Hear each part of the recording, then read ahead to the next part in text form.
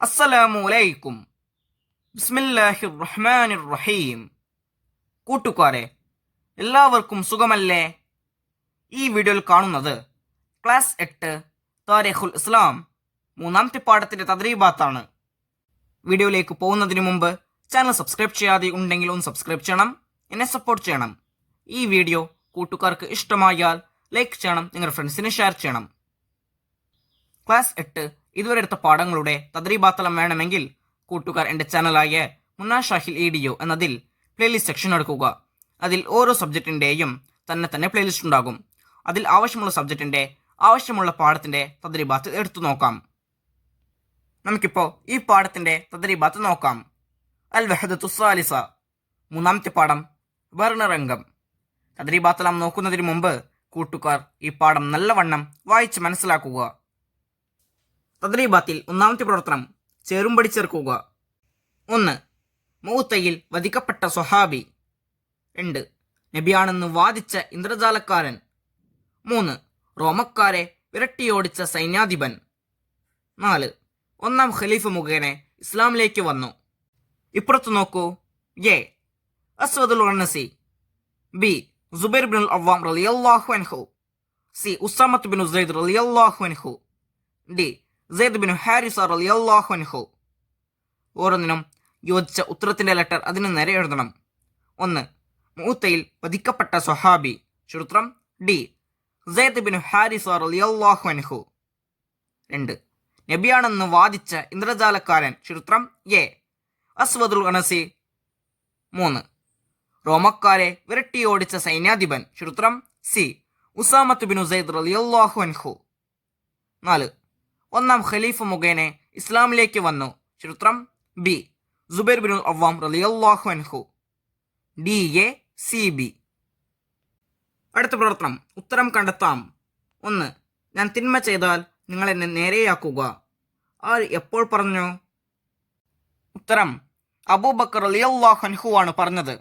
ഖിലാഫത്ത് ഏറ്റെടുത്ത് ഉടനെ മിമ്പറിൽ കയറി തന്റെ പ്രഥമ പ്രഭാഷണം നടത്തിയപ്പോഴാണ് ഇത് പറഞ്ഞത്. 2. അസ്വദുൽ അനസി താൻ നബിയാണെന്ന് വാദിച്ചു. എപ്പോൾ? ഉത്തരം നബി സല്ലല്ലാഹു അലൈഹി വസല്ലമയുടെ വഫാത്തിനോടടുത്ത സമയത്ത്. 3. ഭരണമേറ്റെടുത്ത ഒന്നാം ഖലീഫയ്ക്ക് ലഭിച്ച ഒന്നാമത്തെ സുവിശേഷം എന്തായിരുന്നു?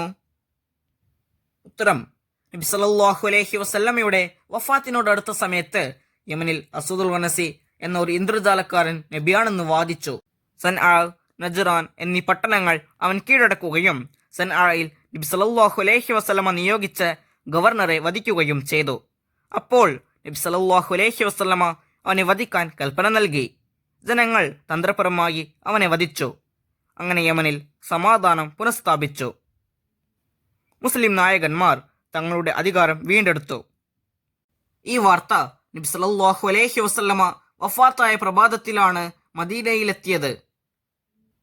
ഇതായിരുന്നു അബൂബക്കർ റളിയല്ലാഹു അൻഹുവിന് ലഭിച്ച ഒന്നാമത്തെ സുവിശേഷം. 4. നബി സല്ലല്ലാഹു അലൈഹി വസല്ലമ തന്റെ വഫാത്തിന് തൊട്ടു മുമ്പ് ഒരു സൈന്യത്തെ തയ്യാർ ചെയ്തിരുന്നു. എവിടേക്ക്? ഉത്തരം ഷാമിലെ ഉബന എന്ന സ്ഥലത്തേക്ക്. 5. ഷാമിലെ ഉബനയിൽ മുസ്ലിങ്ങളുടെ വിജയം ഏറെ സഹായകമായി. എന്തിന്? ഉത്തരം മുസ്ലിങ്ങളുടെ ശക്തി തെളിയിക്കുന്നതിനും തക്കം പാർത്തിരുന്ന ശത്രുക്കളെ ഭയപ്പെടുത്തുന്നതിനും. 6. നബി സല്ലല്ലാഹു അലൈഹി വസല്ലമയുടെ വഫാത്തിനെ അക്രമത്തിനും പ്രക്ഷോഭത്തിനുമുള്ള അവസരമാക്കാൻ ശ്രമിച്ചു. ആര്? ഉത്തരം ജസീറത്തുൽ അറബിലെ പ്രാകൃതരായ ഗ്രാമീണരിൽ പ്രവാചക ശിക്ഷണം വേണ്ട വിധം ലഭിച്ചിട്ടില്ലാത്തവരും വിശ്വാസം വേണ്ട വിധം മനസ്സിൽ രൂഢമൂലമായിട്ടില്ലാത്തവരുമായ ചിലർ. അടുത്ത പ്രവർത്തനം ഉപന്യസിക്കുക. 1. ഒന്നാം ഖലീഫയുടെ പ്രഥമ നടപടി. അപ്പൊ നോക്കൂ. സെയ്ദ് ബിൻ ഹാരിസ റളിയല്ലാഹു അൻഹു എന്ന സ്വഹാബിയെ മൗത്തയിൽ കൊലപ്പെടുത്തിയ റോമക്കാരോട് പ്രതികാരം വീട്ടുന്നതിനു വേണ്ടി നബി സല്ലല്ലാഹു അലൈഹി വസല്ലമ തന്റെ വഫാത്തിന് തൊട്ടു മുമ്പ് ഉസാമത്ത് ബിൻ ഉസൈദ് റളിയല്ലാഹു അൻഹുവിന്റെ നേതൃത്വത്തിൽ ഒരു സൈന്യത്തെ ഷാമിലെ ഉബന എന്ന സ്ഥലത്തേക്ക് തയ്യാർ ചെയ്തിട്ടുണ്ടായിരുന്നു. എന്നാൽ ഈ സൈന്യം പുറപ്പെടുന്നതിന് മുമ്പ് നബി സല്ലല്ലാഹു അലൈഹി വസല്ലമയുടെ വഫാത്ത് സംഭവിച്ചു. വഫാത്തിനെ തുടർന്ന് രാജ്യത്തുണ്ടായിരുന്ന പ്രതികൂല സാഹചര്യങ്ങളൊന്നും വകവയ്ക്കാതെ ഈ സൈന്യത്തെ ലക്ഷ്യസ്ഥാനത്തേക്ക് അയക്കുക എന്നതായിരുന്നു അബൂബക്കർ റളിയല്ലാഹു അൻഹുവിന്റെ ഒന്നാമത്തെ നടപടി. ഉപന്യസിക്കുക എന്നതിൽ രണ്ടാമത്തത് ഒന്നാം ഖലീഫയുടെ കാലത്തെ മതപരിത്യാഗികൾ. അപ്പം നോക്കൂ, ജസീറത്തുൽ അറബിലെ പ്രാകൃതരായ ഗ്രാമീണരിൽ പ്രവാചക ശിക്ഷണം വേണ്ടവിധം ലഭിച്ചിട്ടില്ലാത്തവരും വിശ്വാസം വേണ്ടവിധം മനസ്സിൽ രൂഢമൂലമായിട്ടില്ലാത്തവരുമായ ചിലരുണ്ടായിരുന്നു. ഇത്തരക്കാർ നബി സല്ലല്ലാഹു അലൈഹി വസല്ലമയുടെ വഫാത്തിനെ അക്രമത്തിനും പ്രക്ഷോഭത്തിനുമുള്ള അവസരമാക്കാൻ ശ്രമിച്ചു. ഈ പ്രക്ഷോഭകാരികളിൽ മതപരിത്യാഗികളും പ്രവാചകത്വവാദികളും ഉണ്ടായിരുന്നു. മതപരിത്യാഗികളിൽ മതനിഷേധികളും സകാത്ത് നിഷേധം മാത്രം നടത്തിയവരും ഉണ്ടായിരുന്നു.